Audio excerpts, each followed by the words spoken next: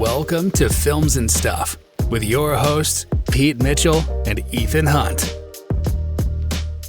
Hey, Pete. We're back. Films and Stuff podcast. How are you today? I am great, Ethan. How are you? Everything is great. It is time for our weekly stream or skip segment. You know the rules, but I'll recap them quickly for our listeners. I pick a show for Pete. He watches 2 to 3 episodes and gives it a rating. Pete chooses a series for me. I watch it, a few episodes, and I give my feedback as well. And the goal of this is to identify diamonds in the rough, hidden gems, or shows that absolutely should not be watched. So this is public service to help our listeners decide what they should stream and what they should skip. That's right. To that effect, I had to watch Dopesick. Dopesick. Yeah. So Dopesick is on Hulu. And it is effectively, think of this as, we've seen biopics in the past, right? Which focus the life story of one individual person. Think of this as a biopic, but not for an individual person, but for a specific event or a phenomenon, which we've seen in the past. Aaron Brockovich was a little bit of both. It was about Aaron Brockovich, but it was also about the scandal that made her famous, right? Or the legal case. We saw this with Spotlight with Mark Ruffalo and also Michael Keaton, which was about the child abuse scandal in Boston. So it's kind of like WeWork or something like this, right? Yes, that's exactly right. In that regard, this is a mini series. So 1 season and that's it. 8 episodes. And it's about Purdue Pharmaceuticals and OxyContin. Oh. And then, of course, the opioid epidemic that kind of set off in the, I'd say, late 90s, early 2000s. Where's Purdue based? I know they're a U.S. company, but where in the U.S.? I think they mention it in the show. And are they like a Midwest company or they're like a California, East Coast? What? I don't know why I want to say North Carolina. Oh, really? Yeah, that makes but sense. It could be. Research Triangle. Yeah. Don't hold me to that, but it's they talk about it on the Eastern District when they're talking about the lawyers and the Attorney General. They're talking about the Eastern District, so it'll be in the East Coast somewhere. What they've done is really interesting. They've kind of taken a dual viewpoint. One is about the viewpoint of the guy who created it, right? The Sacklers, Dr. Richard Sackler, and the second story point is from, let's say, a ground level view of one of the doctors who was involved, who is Michael Keaton's character, Dr. Phoenix. Oh, Michael Keaton's in it? He's in it as well. No way, really? Yeah. You get to see the high level effect of what this guy wants to achieve with Dr. Sackler and the medicine. Yeah. And you also see the on ground effects. And of course, you have Will Poulter, who plays one of the salesmen who's actually pushing OxyContin to all the doctors. So it's really interesting that way. And the show jumps from what is the past when the drug is first being formulated and created to the quote unquote present, which is when the drug is hitting the streets, to, let's say, the super present, which is about when the effects are being seen and people are starting to think about taking them to court. So this is really interesting because there's the medical aspect to the story. There's the legal aspect to the story. It's really compelling to watch.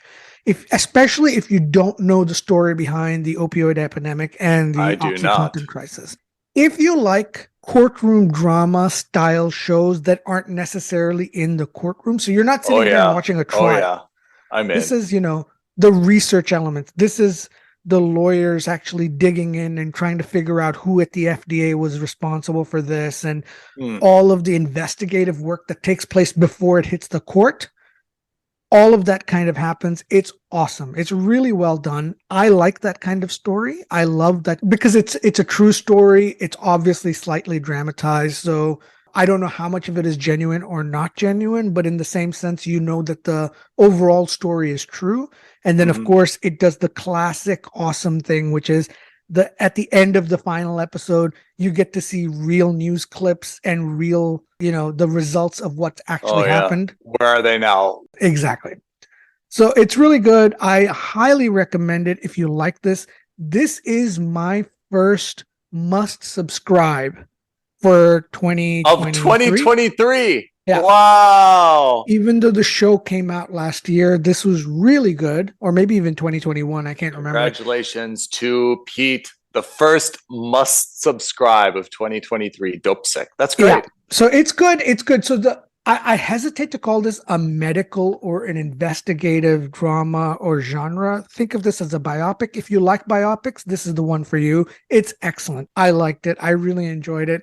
And I expect that if you like true to life stories, you're going to like it as well. Did you watch Theranos?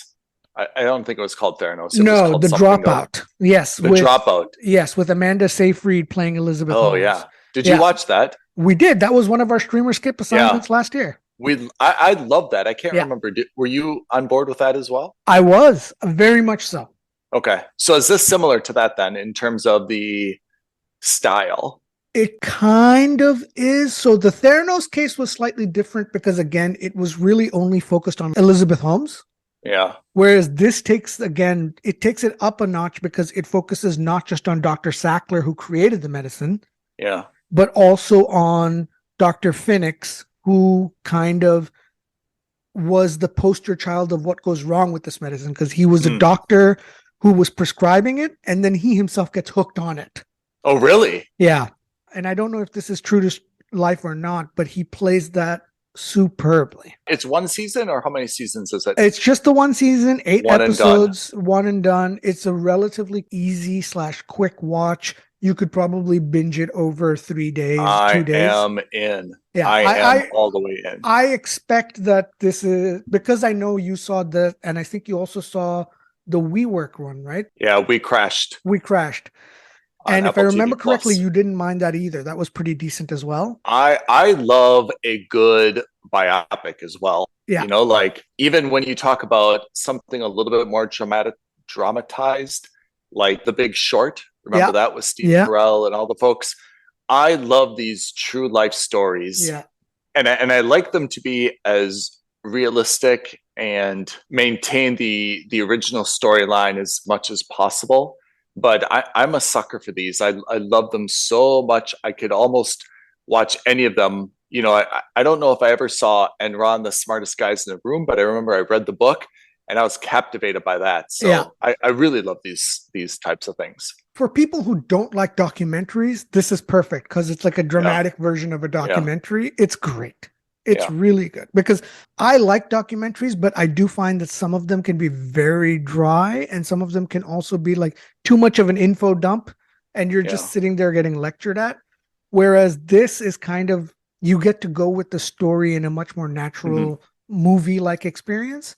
And so it's much easier to get. A documentary, I feel, is not necessarily objective, right?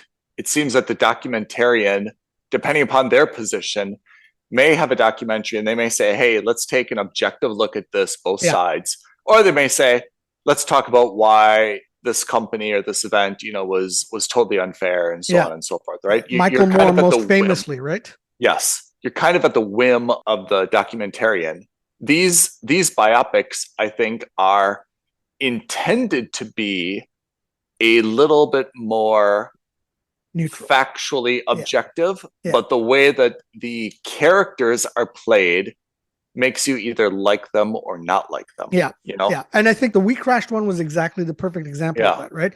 You've nailed it. The problem I have with documentaries is that it's very hard to be objective because ultimately the documentarian will have their own biases. Yeah. So Michael Moore versus the radical right or the so-called radical right. Yeah. Or Dinesh D'Souza versus the so-called radical left. Yeah. The problem is that if you're a centrist, it's hard to believe anything anyone is saying because you don't know how much of it this is exaggerated for effect. Yeah. I mean, and it's also based on the people that are interviewed are specifically chosen because they have something, I don't want to say they have something inflammatory to say, but they have something. They push the narrative. They have something colorful to say, right? Yeah. I can give you examples, right? Like Dinesh D'Souza has interviewed some random people who are not indicative of the so-called democratic side of politics in the US. Yeah. And then on the flip side, someone like Michael Moore, when he went to Charlton Heston's house after the NRA thing, and he lays that rose on his doorstep as a tribute, it's so over the top where you're just like, it takes away the credibility of the so-called documentary. Is Michael Moore making documentaries anymore? I don't know, but like after I saw that NRA one, the anti-gun one, Yeah. I thought it was doing the movement a disservice by being so blatantly on the other side. If you're going to do a documentary, for me, my opinion is you should try to present it as objectively as possible and let the viewer decide what side of the issue they fall on. So I have to say, Michael Moore is talented when he picks an issue that is everyone agrees is problematic. For example, I've seen one where he attacked kind of like the education system in the US. Okay. And like the school lunch system in the US. And that's something that's not there's no one pro or anti that. Yeah, that's right? a bipartisan issue, right? Yeah, he was just presenting it and saying, hey, we're a really big country. Like, why can't we have better education? Let's look at how they do it in other countries. Why is our school lunch program so miserable? It's not because we're not spending enough on food. There's something being lost along the way, that this is what we're feeding children when we believe that nutrition is kind of the building block of learning and attentiveness and stuff. That's his really good work. But I agree, once he starts to pick a side and he's just like, this movie's all going to be about pushing my viewpoint, whether that viewpoint's right or wrong. Usually think it's wrong, but yeah, like that's when he kind of goes off the rails into like Crazyville. And and generally speaking, that is more to have a very biased view is much more difficult in a biopic, or in a We Crashed, or in The Dropout, or in this case Dopesick. It's much more difficult. What about The Social Network? Remember The Social Network? Or The Social Network, exactly. Whoa. Exactly. It's much so more damaging. That was so damaging. So damaging, but at the same time, like none of it was not factual. Let's put it that way, right? It wasn't alternative facts. It was, look, this is what happened. Yeah. And if you like Zuckerberg after this, that's fine. Yeah. If you don't like Zuckerberg after this, that's fine. But this is what happened. The power of Jesse Eisenberg, right? The power of Justin Timberlake, right? The world is more complicated. It's not black and white. There's loads of shades of gray. That's why I appreciate these kinds of TV series. All right. So that is Dopesick on Hulu. In my opinion, a must subscribe. I'm in. Okay. Turning to my assignment this week, I had a series and it is appearing on, don't know. You want to start the show? It's on Showtime. That's right. It's Your Honor with Bryan Cranston, who we obviously love for a long, long time. This is set in New Orleans, and Bryan Cranston is a single father. His wife has passed away. He's raising a high school aged son. Cranston plays a character named Michael, and Michael is a judge, not like a federal judge. He's kind of like a more local judge where he's dealing with kind of like different street crime and drug dealing and theft and stuff like this. So the movie starts, of course, where he is still a little bit single and lonely from, his wife's passing. Obviously a very dedicated father to his son, who's, kind of the typical sleep in late, kind of not a bad kid, but, just a kid kind of doing his own thing. And he is a very righteous, virtuous judge, which means that he wants the truth. He sees, kind of the good in people. He believes people should have second chances. He doesn't see color or race in his decisions. He is very a stickler for the prosecutor or the police if they're trying to bend the rules. He's not the guy who's trying to just lock people up. He's really trying to be the administrator of justice, right? So we show him as this very virtuous judge who's always upholding the law, and this is right and this is wrong, and it doesn't matter how it's applied, right? Okay. So his son, for a lot of complicated reasons, is driving around one day in his secondhand Volvo, as all Judge's kids have, right? And he's fiddling with the radio, or he drops his phone on the floor, and he looks down and he smashes into a motorcycle. The motorcycle rider goes flying, and of course, it's an abandoned intersection. It's daytime, by the way. No one's around, no witnesses. Kind of disbelievable, but any case, kid gets out of the car, goes to see if the guy's all right, and the guy is totally messed up, kind of spitting up blood. The kid gets super freaked out and just flees the scene. Okay. Right? Bad. Judge gets home. Hey, son, how was your day? Blah, blah, blah, blah. Finds out that the kid got into an accident. He's like, it's okay. You know, you were just nervous. You shouldn't have fled the scene. Let's go report it. Yeah. And he's like, let's do the right thing. You've got to take responsibility. I'm sure everything will be okay. And the son kind of minimizes, you know, the whole thing, right? Like, hey, I hit a guy, I left, I freaked out. Doesn't really say like, I left him for dead on the side of the road all by himself, right? So Cranston and his son kind of get to the police station.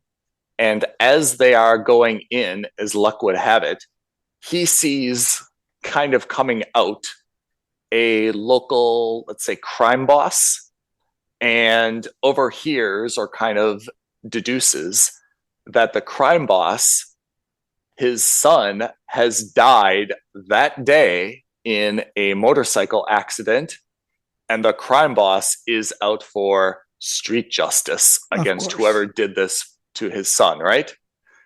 Cranston, who ordinarily is the straight shooter, you got to do what's right, does a 180 with his son, says, nope, we're not going to report this. Come with me. We got to think this over. And basically says, I know that guy. That guy's super dangerous. If you say that you were the driver, even if you didn't do anything wrong and you were not at fault, like that guy's going to come like murder you, and he's going to murder me, and he's going to murder like everyone around us. Like that's not the guy to be trifled with. I thought this was just an innocent, you knocked a guy off his motorcycle and he had a few broken bones and we'd, you know, take whatever punishment you had coming. This is different. You're not only going to face like possibly jail time forever, you're also probably going to be, you know, shivved while you're in jail, right?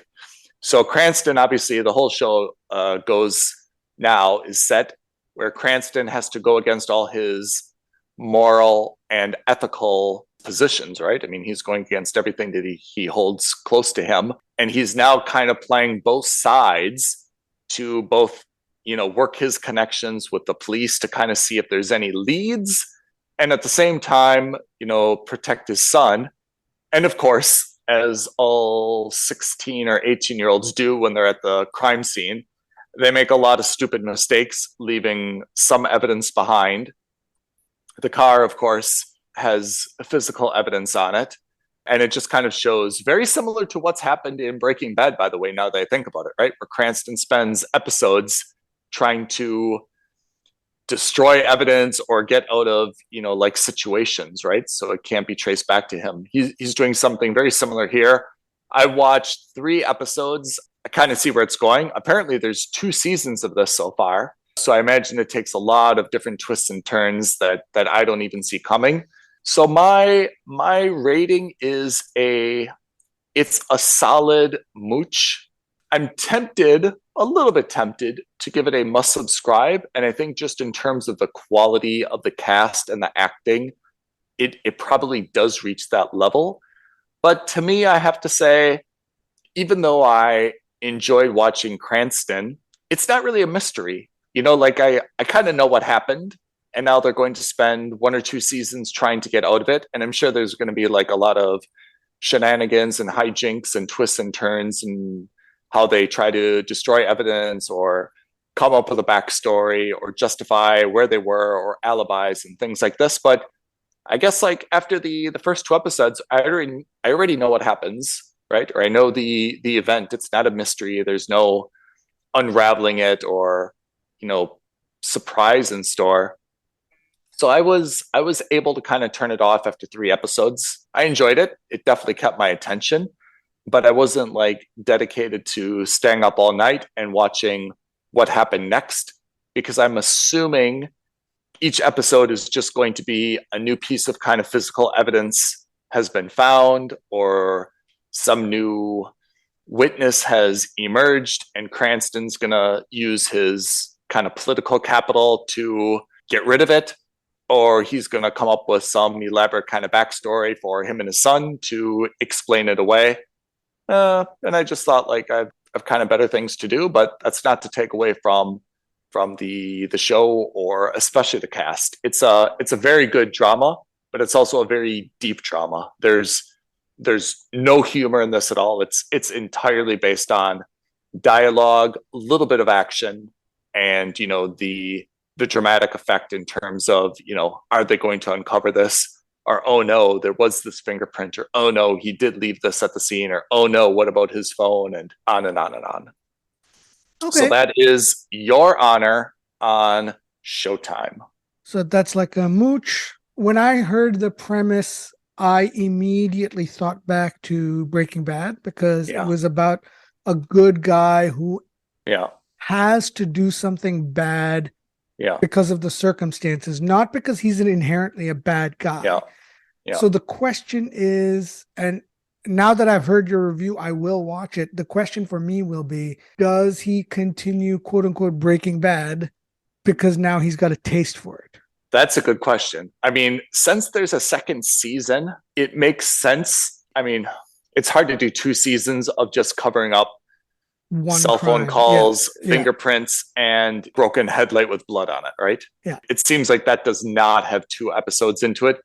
It seems like somehow, I'm just guessing here, so not to give away any spoilers, he eventually gets found out by the mob boss, but the mob boss says, look, I'll consider it even if you get my guy out of jail early, right? Some on kind parole, of quid pro quo kind of thing. Yeah. So I imagine that's kind of how it goes. And you're right. The hard part about this is, or maybe the deep part about this is, it does call into question really tough life choices. That's I think one of the reasons that these shows are compelling, is that here's this guy, Michael, who's lost his wife. He's doing the best that he can by all measures, right? He's really a good human being, a good professional by all measures. His son's gotten himself into a pickle. And as a father, what do you do, right? I mean, who among us, well, not among you and me because we don't have kids, but who among us that we know of wouldn't probably do the same thing for their kid, right? Yeah. You would not just say, well, that is unfortunate that you accidentally killed a mob boss's son. Best of luck in prison. I shall visit you weekly until you get shivved in the back. You would definitely do probably whatever you need to do in the name of protecting or saving your son, right? And maybe those aren't good things, and maybe they're not legal things, but I guess in the great scheme of morality, they're justified because it's in order to help your son or your offspring, right? Yeah. So I assume that's kind of the slippery slope that we're going to go down. I mean, over the course of 20 episodes, is that it started off as just kind of like a white lie, asking police, for like a little bit more information. And it's going to probably go into, pretty soon he's, letting people out on parole, or he's, giving confidential information, to the mob boss. And he's just in like, you're in for a penny, you're in for the pound, right? Yeah. So definitely very, very quality show. If it's the type of show that you want, you will absolutely love it. If you're not really into this type of, drama with, relatively not low stakes in terms of human life, but low stakes in terms of you're not saving the world from aliens or anything like this, it's probably not for you. But I can imagine, this is a solid show, and it's a great role for Bryan Cranston, a role we've seen him in before, but still a very good role for him. That sounds great. I'm looking forward to seeing it then, in that case. Yeah, let me know what you think. I'm going to watch Dopesick as well. So this week even though we only had one must subscribe, I think we had a very good roster this week, right? Excellent. It was really good. And I mean, again, based on what you've said, it looks like it has the legs for, multiple seasons, which is for me always a plus. I know you don't watch anything, although Dopesick you liked, but yeah, generally you do not touch anything that's not 2 seasons. Generally, yeah. Look, I make exceptions to miniseries because typically speaking, miniseries have a very tight, small objective. Yeah. And, if it's a good story, it's a good story. What I don't like is to see a TV series that has the potential for long seasons and then it gets cut off after the first season and then you're left in limbo, right? And we saw that with Night Sky. Night Sky. Oh, Yep, yeah. that's exactly I feel, right. is there really not going to be a second season of that? It got canceled. Oh. And that leaves such a bad taste in your mouth, right? Because it had not a cliffhanger ending, but that second season was all set up to be super cool, by the way. Yeah, right. Where you're on this other planet, it's got a Yeah. city with humans in it. There's got to be Yeah. something more to it, and we never learn the fate of what happens next. Yeah. So, Oh man, that's the problem. that is really disappointing because I thought that show was so good, and I love that neighbor, by the way. I love that neighbor. Yeah. So, all of those things, we'll never know the answer. Yeah, well, let's bring that back. When we bring back Battlestar Galactica, let's bring this one back as well. I'd love it. And by the way, if this is one of those things that could possibly be based off of a book, if you guys know this or if you know of the story, is there a book? I have no idea, but it seemed like it could be, right? Yeah. Let us know, or if you know the story or if you know anything, reach out to us, let us know. Tag us at Films and Stuff Podcast on Instagram, or you can drop us a line on Twitter at F&S Podcast. Email us aloha at filmsandstuffpodcast.com, or leave a comment below this video. We love comments. So yeah, we had a great episode today. We had a great week of streamer skip picks. Pete, what do we have for next week? The virtual dice have been cast, right? They have indeed. For next week, I'm intrigued for what you've got because this is another first for us. Tell me. Next week, you've got Human Playground. What? It is a documentary series. It's not a normal show. On Netflix. Human Playground? The reason I picked it for you is 2 reasons. One, it's hosted by Idris Elba. I'm in. And 2, it's about people who excel in sports, and it's some kind of documentary to do with people in sports or something like that. That was the very brief synopsis I read when I was making your list. So I thought this would be right up your alley. I can't wait. Yeah. Human Playground on Netflix. All right. Yep. And I've got on Apple TV Plus a show called Liaison. Ooh, spy thriller. Never heard of it, but I'm in. If you say it was a spy thriller, I'm in. Yeah, it's a spy thriller on Apple TV Plus, and I've been holding off watching it because I know it's on your list, but I'm deeply invested in having you tell me whether this is worth watching or not. Done and done. This time next week, you're going to know if that's what you're going to be binging next weekend. Not a traditional Apple type show, right? Apple's usually a little bit smaller in terms of their themes, right? Is this like an international spy thriller? I think so. Okay. So, because Slow Horses is their other spy espionage story, but it is, you're right. It's very, I don't want to say local, small scale, but it is very UK centric and more specifically like London centric, really. Yeah. When you look at everything on Apple TV Plus, and they're quite good at this, right? They're quite good at having like shrinking. Yeah. Which I'm loving, by the way. What was the other one with the dudes in this kind of weird office? Severance, which was Severance. Awesome. Yeah. Severance. You know, they had Grey Wolf or whatever it was with Tom Hanks had kind of, 2 or 3 shows in a row. Like they were all very good at being clever in terms of disguising their plots but making them very local within kind of like bigger issues, And those are very clever, I think, also for like budgetary purposes, unlike Netflix, which blows their wad on these big. That's true, actually. I imagine that if you looked at all of the shows that Apple TV has put out, and I'm going to discount the cost of actors because actors vary in salary, but shows themselves, production budgets, I imagine, are relatively low for the quality that they're putting out. Yeah. I mean, I think that's kind of one of the hallmarks of what Apple's done is that they've said, look, like, we're not HBO. I mean, to be honest, they could be. They're probably bigger than HBO, right? But they've said, look, we're not going to do these big, grand things like HBO or Amazon. We're going to put out really quality stuff. Blackbird's another example, right? Oh, yeah. Absolutely. Blackbird was in couple of jail cells and like a farm in the middle of Iowa. I say Iowa, but I mean in the middle of the boonies, basically. Yeah.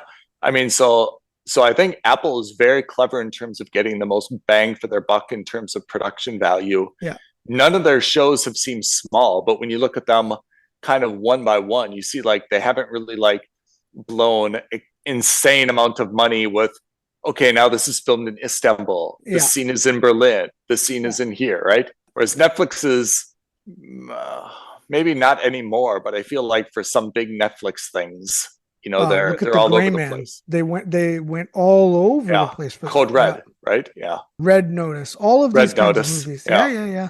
You know, you're probably right. With the exception of their sci-fi shows, I'm not saying that For All Mankind is cheap, but it's not super over the top. A lot of it's in an office. A lot of it's in an office. Yeah. It's not super over the top. I would say their big budget show is probably Foundation. Yeah. Right? Yeah, because Foundation that's got a lot of CGI. It's got a lot of visual effects. It's all over the place. So it does. Maybe Foundation. Yeah. But beyond that, I think they've been relatively, let's say, fiscally minded. I think For All Mankind, which, man, I can't wait until we see another episode. I think there were only a few scenes that we saw that kind of had like some CGI-ish stuff. Like, remember they did kind of like a spacewalk. Remember when the cosmonaut got crushed between the two shuttles, the Russian shuttle? Yeah. Like that was kind of CGI-y.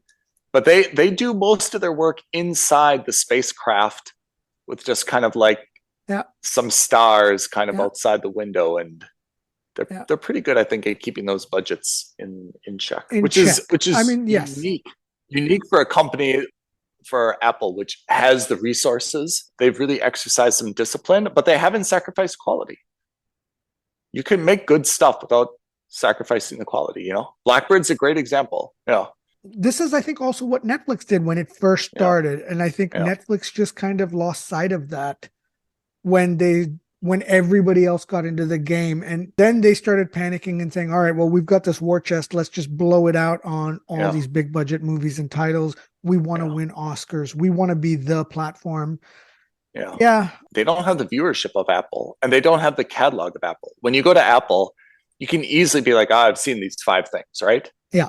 There's times when you go to Apple, there's nothing new, right? Yeah. Like the Tetris movie is coming out, like they'll say like 2 weeks in advance, something new coming in 2 weeks. Yeah. Whereas Netflix, daily, they just drop them. They've always got something coming out. Yeah. The problem with Netflix is the vast majority of it is kind of rubbish, you know? Yeah. I wholeheartedly agree. I think this is, you know, a sniper versus a shotgun. It's they're going quantity over quality, whereas I think Apple is going much more quality. And you know, it's working for them. I don't know their subscriber numbers off the top of my head now, and they're clearly the smaller platform, but at least in terms of quality, they're consistent. Where's Amazon in all this? Because I found that Amazon is not really dropping anything new. They're all over the place. All that goodwill that they built up with Wheel of Time and Rings of Power, what are all those subscribers supposed to do now? So Amazon is making a big content push, but their content push is very hit or miss. So, you know, they just acquired the rights to make a Tomb Raider either movie or TV series, but they took the franchise rights from the Embracer Group. They bought the franchise rights for some ridiculous number to buy the franchise rights for that. They spent $13 billion with the NFL Network to put Thursday night games on their platform. For how many years is that? 15 seasons, I think. 13 seasons, something like that. It was almost $1 billion a year is what I remember. Or 12 seasons, something like that. And maybe in year 10 that starts to look good, but right now for a week. That is excessive. Yeah. I love the NFL as much as the next man. Maybe not as much as you, but still, like that is a lot for a platform that really has mass market appeal only in North America. And you know what? Those Thursday night games, if it's a Sunday night game or a Monday night game, but Thursday night is the toughest night to get people to watch. Yeah. I mean, Thursday is that day where everyone is just rushing like mad to get everything done that they need to do before the weekend, you know? If there's a night that you work late in the office, it's Thursday night, you know? If there's a night that you've got to go, your kids have a school event, it's not a Friday, it's a Thursday, you know? So I feel like Thursdays are just a hard ratings day. You know, you've got work the next week. No one's really like ready to go out to a bar on a Thursday night, unless you're a college kid, and like watch a game that's going to end at like 10 or 11 p.m. You know, like you're like, hey, I've got plenty. I've got college football coming on, you know, Saturday. I've got NFL coming on Sunday. There's a Monday night game. Like if I've got to skip one game, it's probably going to be Thursday. Yeah. Yeah. And the Thursday games are never good. Especially if you're on the West Coast, that game started and you don't even have time to watch it, right? Yeah, that's miserable. And if you're on the East Coast, you're like, man, like I'm not staying up until 11 o'clock. Like I've got to get up. I've got a big day of work tomorrow. I've got to get everything done before the weekend. You know, like I think that's a tough night to have games. And if you're paying that as your premium, I don't like it. And then, of course, there was the $1 billion a season debacle of Rings of Power. Yeah. And I mean, I don't think this is true, but already there were rumors that they wanted to reboot it already after season 1. This is the problem, is that you have a company which has limited experience in creating content. They're good at distributing content. Yeah. Amazon works on any device that you've got. It'll work wonders on it. You can buy and watch movies on any platform available. Yeah. And I think their mistake was, instead of just becoming a distribution channel, they were like, no, we want to create content too. We have more money than any other platform, which of course they do, except for maybe Apple. And so their goal is to just buy their way out of this problem. But content isn't a commodity. It's an art, and you can't buy your way out of it. Yeah. If you're going to buy your way out of it, like at least buy good stuff. I mean, you've seen HBO makes really good decisions on their content. I mean, it's not a problem where there's no solution. It's just a problem where you can't, that money alone doesn't solve it. You need to think, you need to be a little bit patient. You need to have an eye for talent, and you need to have kind of a strategy, you know? Yeah. HBO is such a high batting average. Wheel of Time was good. Yeah, Wheel of Time wasn't bad. It was a relatively good start for a new fantasy franchise. So make another season. This is the problem, is that how am I supposed to be interested in this if there's going to be a 2-year lag between season 1 and season 2? I totally agree. You know what it is it's probably that Jeff Bezos, just kind of helicopter parenting, says, I have $50 billion to invest into content creation. You guys go to town and show me that, you know, you've spent this $50 billion. So let's just spend it on anything and everything. I want to see the Expanse origins.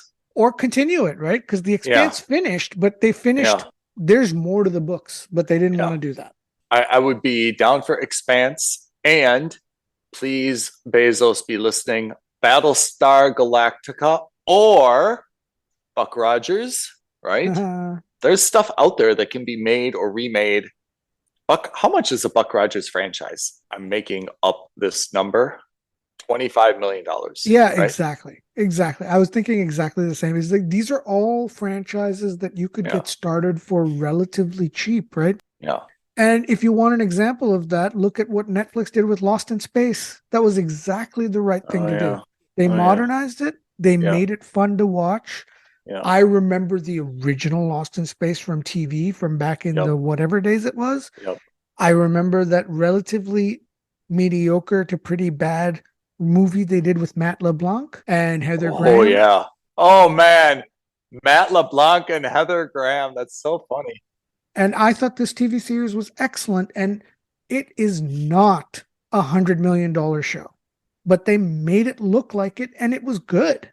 I'm telling you, Amazon, hire us. We'll come up with a list of content for you.